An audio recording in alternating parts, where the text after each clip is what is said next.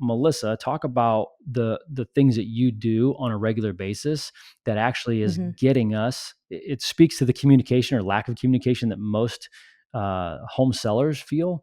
What are you doing to make sure nobody complains about our communication? Yeah, I think that I'm going to go back to what you said earlier about capacity. I think that for a lot of people, it's not that they don't want to communicate, they just don't have the time. Mm, So they don't have the capacity to do that. So, I always tell clients our number one goal is to how do we maximize your outcome and minimize your stress? And talking to them about what are their stress points.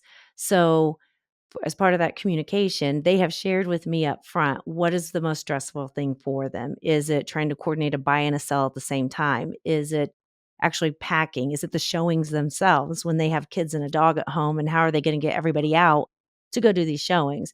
So I've tried to find out what those points are. And then as things, because it is a stressful time, moving is stressful, no matter how much you try to minimize it. So, how do we help with that? So, whenever something happens or whenever a question is asked, I always bring it back to these are the things you told me to focus on. These are the things that are stressful to you. Let's help with that. This is going to help with that. But back to the capacity, because I'm not running around showing buyers homes. You have a buyer specialist for that. I'm only working with the seller. So I'm available to take their phone call. I normally always, unless I'm on another call, I always answer the call. And if I don't answer it, I call them back immediately. And I will say, when you look at some of our reviews, that's one of the things that come back. Always returns my calls, returns my emails quickly, because I have the capacity to do that. So I think they wanna feel heard. The clients wanna feel heard, and they wanna know that you're in their corner and that there are no surprises. You're constantly sharing with them and letting them know what's going on. Because I think what we for a lot of agents forget is that most people are doing this once every 5 to 7 to 20 years. We're doing it every day. So some of the things that we take for granted and think everybody knows, they don't. In fact, I had a client today that I was meeting with, we were doing photos of his house, and I actually said, "Here's how I'm gonna communicate with you." And we talked about even the showing time. If a showing doesn't work, here's what we're going to do. You're going to call me. We're gonna talk about it. Then and afterwards, I said, "Well, as when you get an offer, we'll talk about that.